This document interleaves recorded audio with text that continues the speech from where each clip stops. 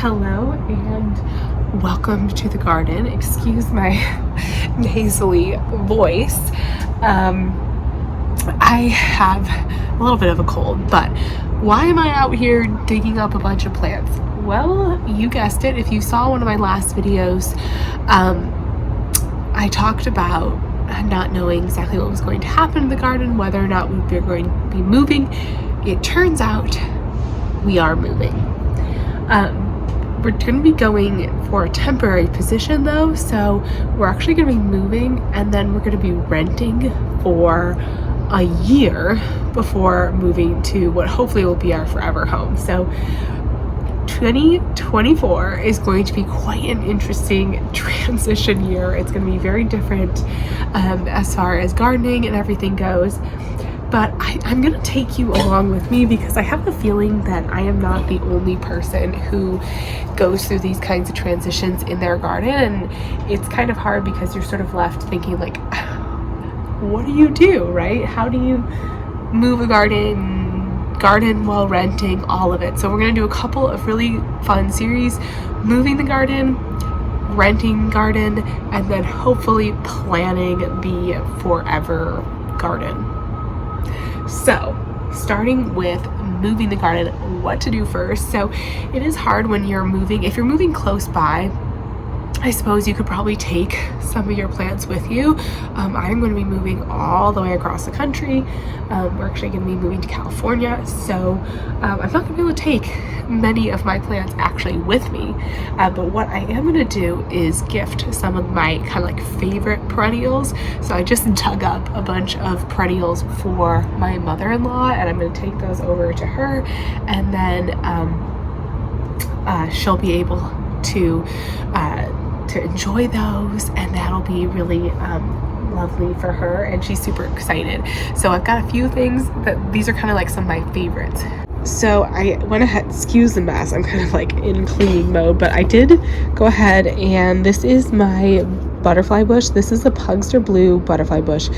Such a phenomenal plant. I'm excited for this plant because I think it's actually going to have a really great spot. Hopefully we'll be able to get some full sun, and I know she has like the nice dry full sun areas that it's going to love. And then I did dig up a couple of my phlox. So these are the coral cream drop pink phlox. They're just so pretty. I had to give her a couple. One of my Catmans, which is just such a great plant. My purple climbing rose, and then also my container blueberry bush, which has been a really great blueberry plant, and I think that's gonna be really fun. She has like a little container garden, so that'll be perfect for that. Now, as you can see, the state of these plants, we're in sort of a weird period of time here. I actually think we're in a decent time to transplant these plants. We technically have had our first frost, so typically you don't want to transplant plants like you want to transplant them before your first frost, but we've technically had our first frost. But the ground doesn't really freeze around here until like well into January, February. Here in Virginia, January, February, some of March are like the cold months. That's when we usually will have like those deep freeze periods. Usually December is pretty mild, and so I'm hoping, we're here at the end of November, I'm hoping that she'll be able to get these in the ground and they'll have a chance to maybe make it through the winter. You know, they'll have a few months, probably a couple months, well, maybe more like a month, but they'll at least have 4 weeks, maybe 6 weeks to kind of get settled and get rooted in before we actually get like a freezing temperature. And even when we get those really cold temperatures here, our ground doesn't freeze solid like for any of the same long periods of time. I grew up in Michigan, and I remember in the winter, like it would freeze and it would be frozen, and it would be frozen for months, and that ground, like you couldn't dig it, you couldn't do anything. I've never really experienced that here in Virginia, so occasionally we'll get like a really cold freeze, and you know, the top little layer of soil will freeze, but I've always actually been able to dig in the soil, kind of no matter what time of year, been able to dig in the soil. And I have moved around plants at different times of the year, and they've done okay. So I'm kind of hopeful, that these guys will do all right. They look sort of terrible right now. They're like, certainly the phlox and everything are completely going into their dormant season, but yeah. they're going to be okay. And it's fun, you know, to be able to kind of gift some of these plants and do this. And I'm just really glad that it worked out time-wise, that it's actually an okay time of year. If it was January, I'd be a little bit more worried about trying to move these plants. Now, we are going to do more. I am going to try to possibly move like a couple things when they're in their dormant state, bare root. So stay tuned for that. We'll see how that goes. Hey there, so it's actually the next day. I have dropped off the plants. I'm super excited for the plants. I think they're gonna love their new location. I think they're gonna be in the perfect garden. It's gonna be fun to be able to continue to keep watching those plants grow and being sort of involved in that process. Definitely a little bit hard to let go of some of the plants, but I know they're gone to a good home. And I wanted to talk through sort of like what my next thoughts are for next steps. So I think that was like the first big step, was just to pull out the plants that I know I'm not, you know, obviously gonna be taking with me and I don't want to leave in the garden. So those have now gone. So my next few steps for moving the garden are gonna be pretty much just tidying it up.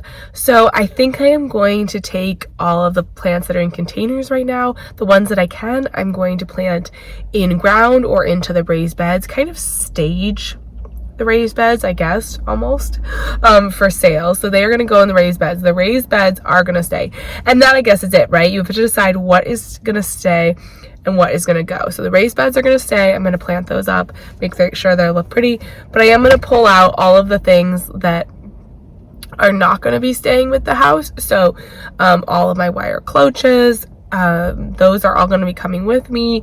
I may bring my arch with me. I don't know about some of the like the topiary forms that I have. I may leave some of those, so I've got to kind of figure that out. And I'm going to empty out my containers, empty out the unheated greenhouse, which is kind of, that's a hard one too. So I'm going to empty out the unheated greenhouse, get that ready to go.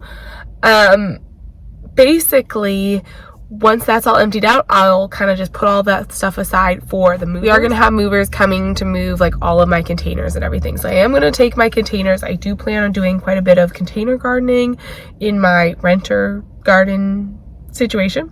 So all those containers are going to be coming. I don't want to get rid of those.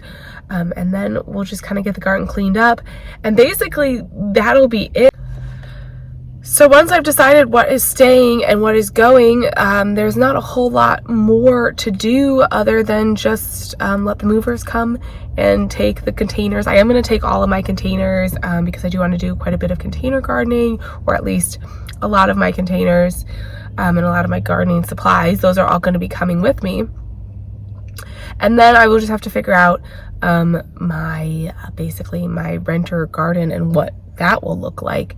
I'm starting to kind of look into some different options as far as raised beds, but we haven't yet settled on exactly which house we're going to be renting, so I have to get all of that sorted out. But the biggest step was deciding which plants were going to stay and which plants I was going to try to find a new house for. So I've done that. I did mention that I might try to take, I have like one rose that I might try to take, a bare root rose, and maybe the clematis, we'll see. But yeah, other than that, everything's gonna stay. So hopefully the next person that gets the garden will be able to really enjoy it.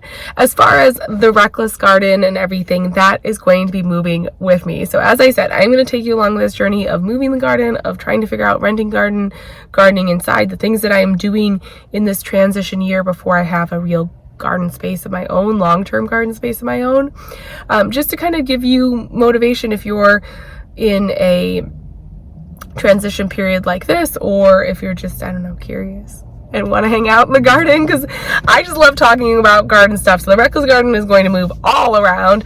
It is going to move with us across this country. It is going to move back. I'm going to keep going, and we'll just see how this goes. You're kind of on this ride with me, and I just wanted to really share with you the process as we go. You know, it's tempting to kind of wait until you have like everything set up and lined out to put out videos about it, but I just wanted to share with you real time, you know, this is what's happening, and we'll just keep riding this wave and seeing what happens. So yeah, the next step is gonna be getting those garden beds all ready to go, including all the containers cleaned out. I did make a good start. I've done some decent cleanup in the garden recently, so that feels good because I feel like I've got a little bit of a step in advance. So I feel like there's so much more to say, but honestly, it's just been such a crazy fall that I feel a little bit discombobulated. I do need to do some work on my seed organization and transporting all of that too. So that's the stuff. But anyways, I just wanted to pop in and give you this update. And as always, thank you so much for watching. And I will talk to you again soon. Bye-bye.